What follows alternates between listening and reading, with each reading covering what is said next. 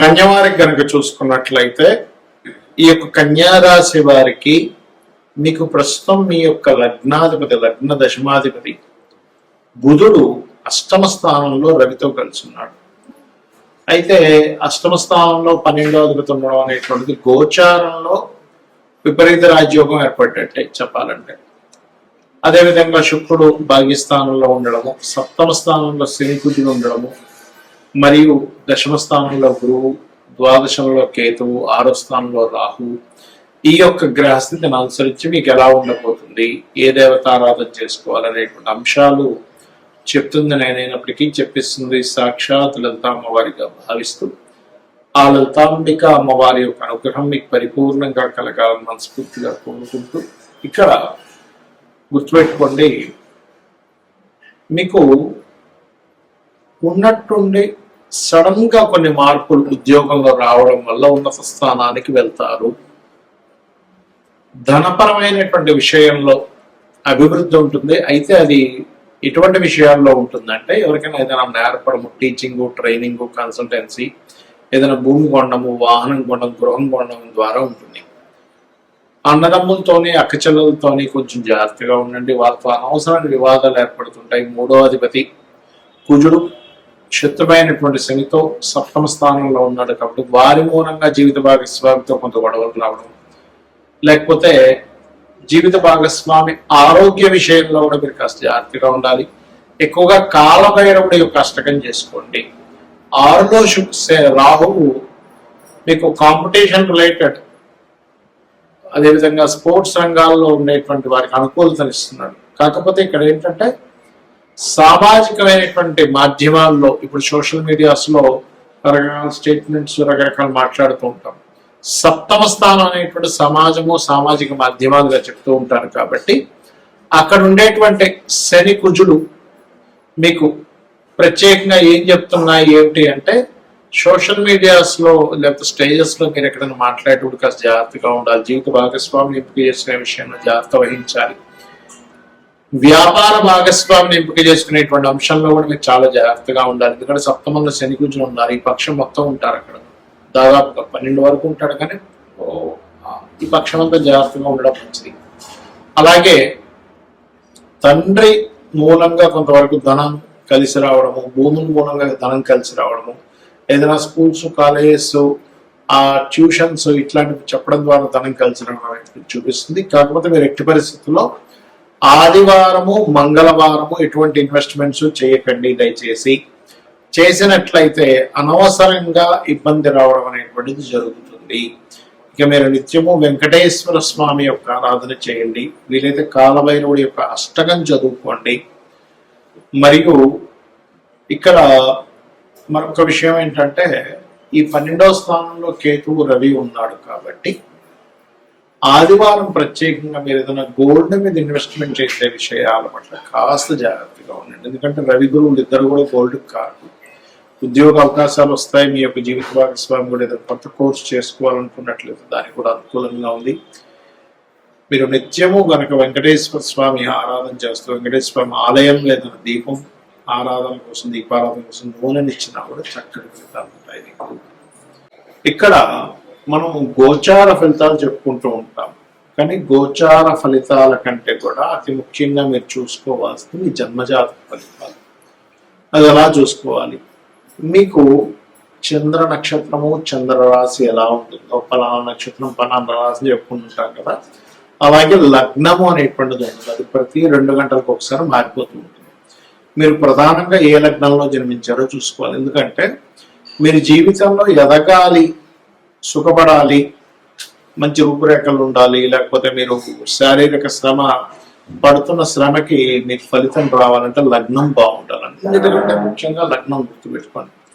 లగ్నం బలహీనంగా ఉందా, బలంగా ఉందా? బలహీనంగా ఉంటే అది ఏ లగ్నం అయింది? 12 లగ్నాల్లో ఏ లగ్నం అయింది?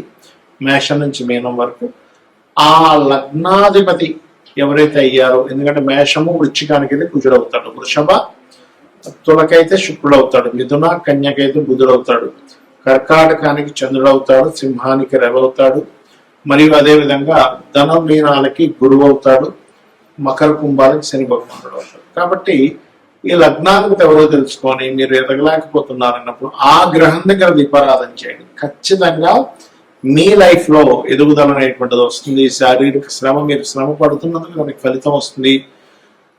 తక్కువ ఆదాయానికి ఎక్కువ శ్రమ పడటం కూడా తగ్గుతుంది, గుర్తుపెట్టుకోండి.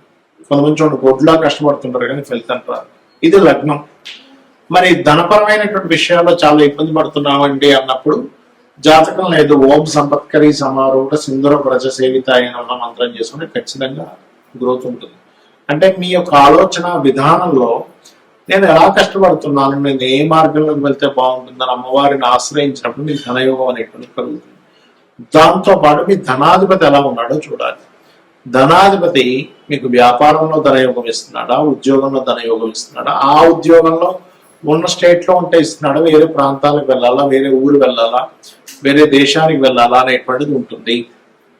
అది మెడికలా, మార్కెటింగా, లేకపోతే ఫుడ్ రిలేటెడ్ వాటి మూలంగా ఉందా అనేటువంటి చూసుకోవాలి. అందుకే చిన్నపిల్లలు చదువుకునేటప్పుడు కూడా మీ అబ్బాయి యొక్క విద్యాస్థానానికి ధనస్థానానికి ఉండే లింక్ను చూసి దానికి సందర్భంగా అంటే దానికి అనుగుణంగా మీరు కనుక చదివించినట్లయితే వాళ్ళకి ఉపయోగపడుతుంది. ఆ చదువు లేనట్లయితే కొంతమంది చూడండి ఏదో చేస్తారు కానీ పెద్దగా ఉపయోగపడలేదంటే అంటూ ఉంటాం. అటువంటివి జరుగుతూ ఉంటాయి. అదే రకంగా అన్నదమ్ములతో వచ్చే ఇబ్బందులు 3వ స్థానంలోని. విద్య ఎందుకు అవ్వట్లేదు, చాలా మంది చూడండి పిల్లలకి లక్షలు పెట్టి స్కూల్లో జాయిన్ చేయించిన చదవలేకపోతుంటాడు. ఎందుకంటే చతుర్థ భావం పాడవుతుంది. ఆ చతుర్థాధిపతి ఎవరు, చతుర్థ స్థానంలో ఉండే గ్రహం ఏమిటి, చతుర్థాధిపతి ఏ గ్రహాలతో సంబంధం కలిగి ఉన్నాడు, దానికి సంబంధించినటువంటి గ్రహారాధన చేయడము, పిల్లలకి హైగ్రీవ స్తోత్రం నేర్పించడము. లలితా సహస్రనామాల్లో అయితే మీరు శుద్ధ విద్యాంకురాకార ద్విజపంక్తి ద్వయోజ్వలాయ నమః అనే మంత్రం చేయించడం మంచిది. ఇక సంతానం కలిగినప్పటి నుంచి కొంతమందికి బాగుంటుంది, సంతానం వల్ల కొంతమంది ఇబ్బంది పడుతూ ఉంటారు. 5వ స్థానం రుణ రోగ శత్రువులు. ఇవాళ రేపు అందరూ ఇబ్బంది పడేది దేని గురించి అంటే రుణము, రోగము, శత్రువు.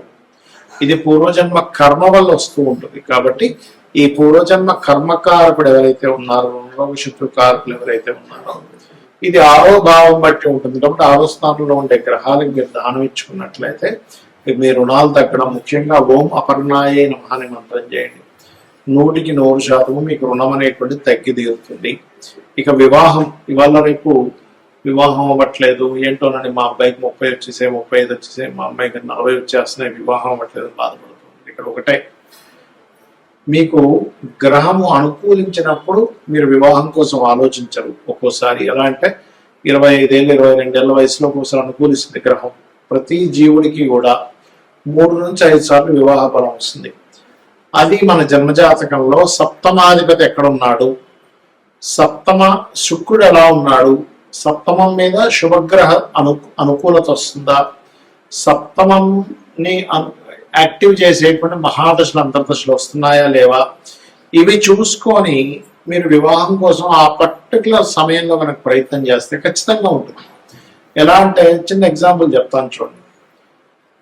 మీరు సినిమాకి వెళ్దాం అనుకున్నారు, మార్నింగ్ షోనా, మ్యాట్నీనా, ఫస్ట్ షోనా, సెకండ్ షోనా, 4 షోలు ఉంటాయి. అలా కాకుండా నేను అక్కడ 2 గంటలప్పుడు సినిమాకి వెళ్దాం అనుకుంటున్నానండి, నేను థియేటర్కి వెళ్తే ఎవరు తెలుస్తారు, మూసుంటుంది.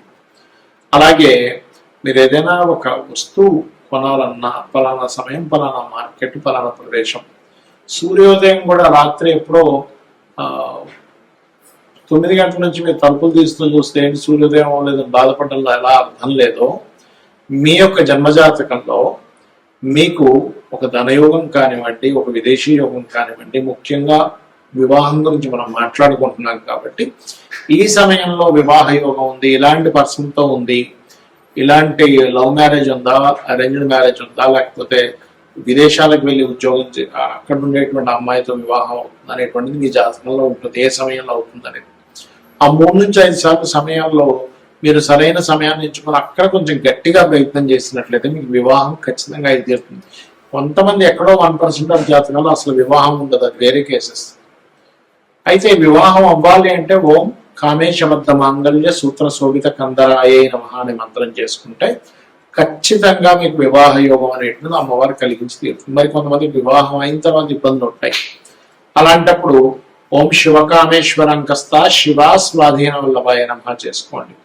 అదేవిధంగా విదేశీ యోగాలు, 12వ స్థానం బాగుండాలి, వ్యాపారంలో బాగా లాభాలు రావాలి, లాభస్థానం బాగుండాలి, ఉద్యోగం బాగుండాలి, దశమస్థానం బాగుండాలి. ఈ రకంగా మీ యొక్క జాతక చక్రాన్ని మీకు మీరుగానే ఆ భావాధిపతి ఎలా ఉన్నాడో చూసుకోండి. పాపగ్రహంతో ఉందా, శుభగ్రహంతో ఉందా అని చూసుకొని మీకు మీరుగా చేసుకోవచ్చు. శ్రీమాత్రే నమః.